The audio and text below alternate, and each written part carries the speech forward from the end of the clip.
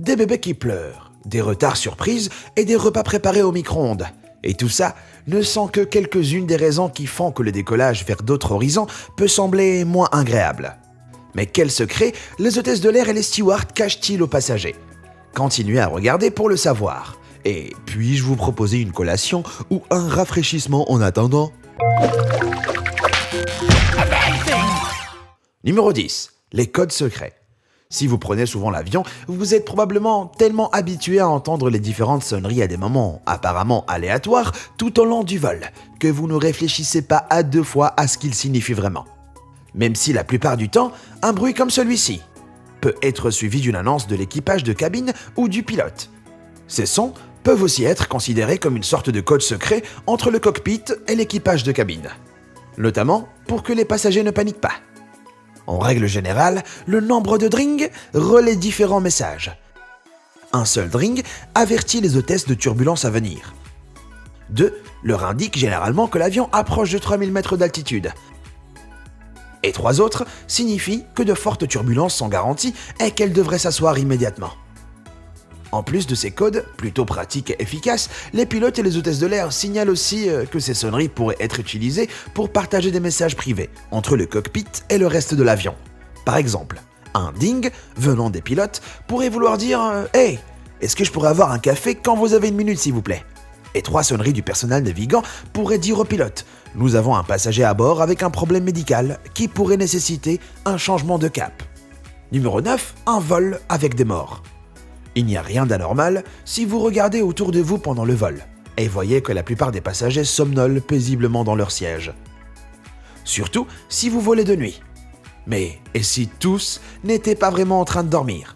Oui, et même si ça arrive rarement, tous les membres de l'équipage de cabine doivent être préparés de gérer la mort naturelle d'un passager à des milliers de kilomètres au-dessus du sol. Mais en vérité, il n'y a pas vraiment de marche à suivre dans de tels cas, puisqu'on ne peut pas exactement enlever un cadavre en plein vol. Et si ça se produit, la principale préoccupation des hôtesses est de ne pas alerter les autres passagers en s'agitant.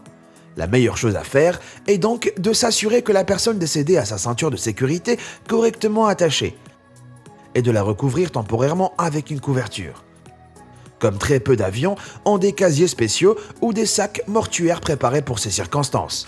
Dans certains cas, le passager peut aussi être transféré en première classe, où il y a moins de monde, pour que son décès soit plus discret.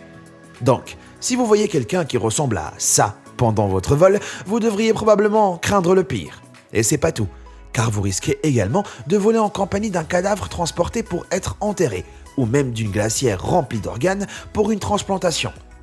Et ils sont tous chargés discrètement à côté de tous les autres bagages. Numéro 8. Vérifiez votre équipement de sécurité. Si vous avez déjà pris l'avion plusieurs fois dans votre vie, écoutez les consignes de sécurité en regardant l'équipe de cabine vous indiquant les sorties disponibles peut sembler être une corvée. Mais vous feriez peut-être mieux de regarder de plus près l'équipement de sécurité à votre disposition. Les consignes vous indiqueront sûrement qu'un gilet de sauvetage est rangé sous votre siège en cas d'urgence. Et si ce n'était pas toujours le cas, le gilet de sauvetage est l'objet de sécurité le plus fréquemment volé à bord des avions. Même s'il vaut mieux vérifier que votre gilet de sauvetage n'a pas disparu, vous devriez aussi écouter attentivement les informations données sur les masques à oxygène qui tomberont au-dessus de votre tête. Même si certains ont des doutes sur la quantité d'oxygène contenue sur ces petits sacs. Des recherches ont montré qu'en cas de décompression soudaine de l'appareil, vous avez environ 18 secondes de pleine conscience pour mettre votre masque en place en toute sécurité. Même si les accidents d'avion sont très rares, il peut toujours être utile de faire attention à tout. Et ça pourrait vous sauver la vie. Numéro 7. La nourriture d'avion n'est pas bonne. Ça ne vous choque franchement pas, mais est-ce que vous connaissez vraiment la nourriture servie dans ces petites boîtes en aluminium? À part le fait que personne n'en mangerait de son plein gré si on n'était pas coincé à des milliers de mètres dans les airs. Tous les plateaux repas en vol sont préparés dans des cuisines industrielles, situées à proximité de l'aéroport, puis atterrissent sur votre tablette, qui d'ailleurs n'est nettoyée qu'une fois par jour. Les repas en vol sont généralement préparés entre 12 et 72 heures avant le décollage, puis refroidis à une température de 5 degrés. Mais ils peuvent techniquement être laissés au froid pendant 5 jours avant d'enfreindre les normes internationales d'hygiène alimentaire. Mais qu'est-ce qui rend vraiment le goût de la nourriture d'avion si mauvais? Ça relève en fait de la science. À mesure que la pression atmosphérique et l'humidité à 9000 mètres descendent au-dessous de 12%, ce qui est plus sec que la plupart des déserts, nos papilles gustatives et notre cavité nasale, qui est responsable de 80% de notre sens du goût, deviennent si déshydratés que les aliments semblent beaucoup plus fades qu'au sol. Pour améliorer le sucré et le salé, du sel, sucre et des matières grasses sont généralement ajoutés aux aliments. Et le repas moyen en vol contient environ 1500 calories à lui seul. Même si les pilotes choisissent aussi leur repas dans le même menu que nous, ils ne sont pas autorisés à choisir la même option que leurs copilotes, pour éviter que tous deux ne subissent pas d'intoxication alimentaire potentielle en même temps. Plutôt malin. Numéro 6. Thé, café ou champagne. Les boissons à bord peuvent difficilement être considérées comme délicieuses, surtout les boissons chaudes. Comme la pression dans la cabine est basse, l'eau bout à 90 degrés au lieu des 100 degrés habituels. Vous ne pouvez donc pas vous attendre à ce que votre tasse de thé en vol ait le même goût que votre bière maison. En plus, il a été prouvé que nos sinus sont de plus en plus desséchés, ce qui altère le goût familier du café si vous en buvez. Mais c'est pas tout, car vos boissons chaudes préférées ne sont presque jamais préparées avec de l'eau en bouteille, mais avec de l'eau du robinet de l'avion, ce qui est généralement loin d'être idéal. Vidanger les toilettes et de remplir l'avion avec suffisamment d'eau pour son voyage est une tâche généralement effectuée par une même personne, et consécutivement quand l'avion est au sol.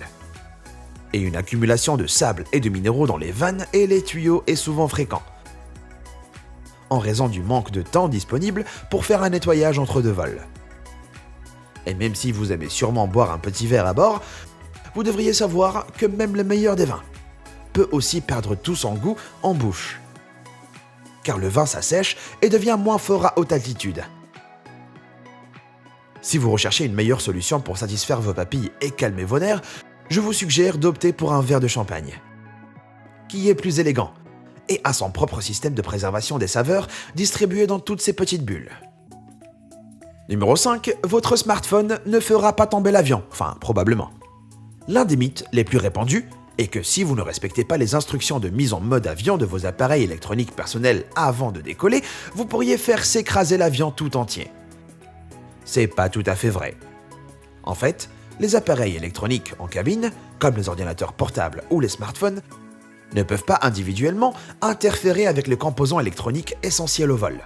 La préoccupation principale, c'est que le signal radio utilisé pour accéder à votre réseau téléphonique peut venir interrompre la communication de signaux entre le cockpit et la tour de contrôle, et donc d'un avion rempli de personnes utilisant leur téléphone portable pourrait créer pas mal d'interférences avec leur émission radio combinée.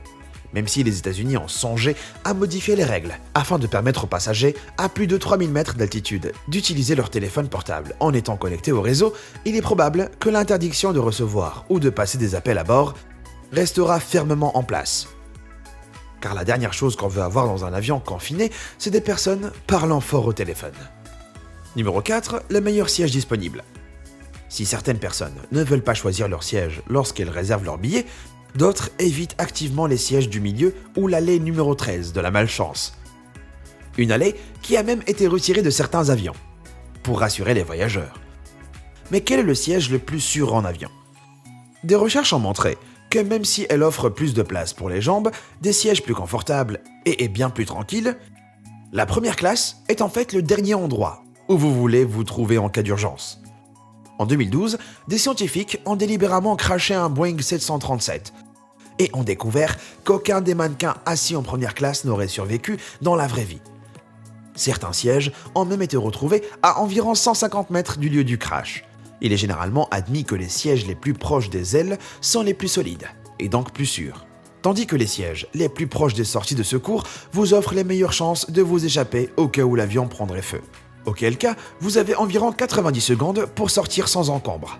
En fait, les personnes qui sont assises dans les sièges les plus sûrs de l'avion sont les agents de bord eux-mêmes. Ils s'assoient sur des sièges orientés vers l'arrière, à l'arrière de l'avion, qui offrent beaucoup plus de soutien pour le dos et la nuque. Et pourquoi les autres sièges à bord ne sont pas également tournés vers l'arrière? Tout simplement parce que ça coûte plus cher à installer. Comme ces sièges sont plus lourds et augmentent donc la consommation de carburant. Mais bien sûr, la sécurité avant tout, pas vrai? Numéro 3, le temps c'est de l'argent. Décoller avec du retard peut être frustrant pour nous. Et rester assis avec sa ceinture de sécurité bouclée en attendant l'annonce que l'avion se prépare enfin à bouger semble parfois être une éternité.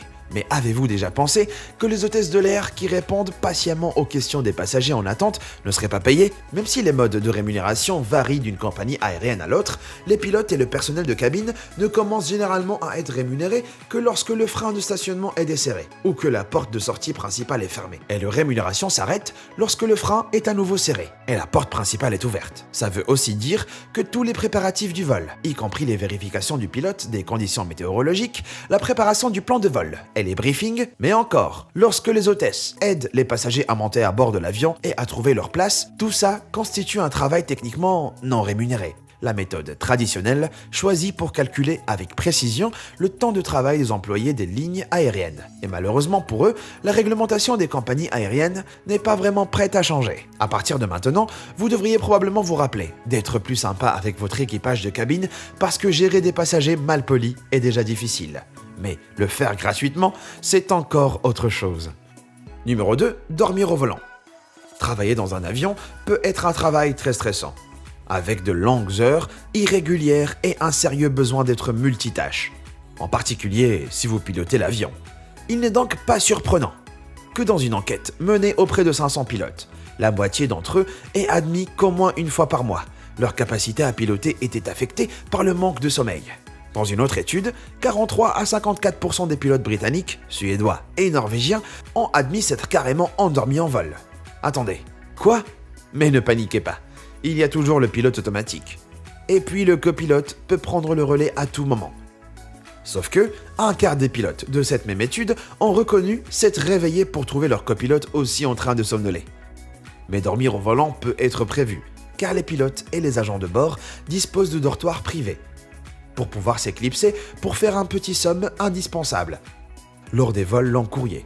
Certains dortoirs, comme ceux des Boeing 777 et 787, sont accessibles par un escalier secret, verrouillé, situé près du cockpit, tandis que d'autres, comme dans le Boeing 773, sont déguisés en compartiments à bagages. En fonction de la compagnie aérienne, ces zones cachées peuvent comporter de 6 à 10 lits ou couchettes et avoir des lampes de lecture, des couvertures, des oreillers et des rangements privés. Et dans certains cas, des pyjamas. Même si des agents de bord peuvent à peine se tenir debout, les zones de repos des pilotes sont un peu plus confortables et peuvent accueillir 2 sièges de classe affaires, 2 couchettes et suffisamment de place pour avoir une penderie, un lavabo ou des toilettes. Pensez-y la prochaine fois que vos jambes seront écrasées par le siège incliné devant vous. Numéro 1, la fausse serrure. Aller faire un tour aux toilettes, c'est quelque chose que peu d'entre nous peuvent éviter pendant un long vol. Souvent, vous vous retrouvez même à jeter un coup d'œil aux allées en attendant que le voyant rouge occupé devienne vert. Mais si je vous disais que les verrous des toilettes n'est qu'une illusion, car en fait, tout le monde peut ouvrir les toilettes de l'extérieur, s'il s'agit d'un agent de bord qui sait comment le faire. Comme pour tout ce qui est dans l'avion, les toilettes doivent être facilement accessibles en cas d'urgence. Le système de verrouillage a donc été conçu avec un loquet ou un verrou secret caché sous le signe toilette et qui ouvre le verrou et permet au personnel de cabine d'ouvrir la porte si quelqu'un s'est évanoui ou est coincé à l'intérieur. Tout comme les zones de couchage qui sont indiquées par des panneaux. C'est probablement quelque chose que vous n'auriez jamais pensé chercher. Et puis comme les mécanismes varient d'une compagnie aérienne à l'autre, les chances de les trouver sont plutôt minces de toute façon, sans parler du fait que ça peut être interdit. Est-ce que vous connaissiez déjà un de ces secrets des airs? Et allez-vous réfléchir à 2 fois à votre prochain choix de plat et de boissons à bord? Dites-le moi dans les commentaires. Et merci d'avoir regardé. Bon vol et à bientôt!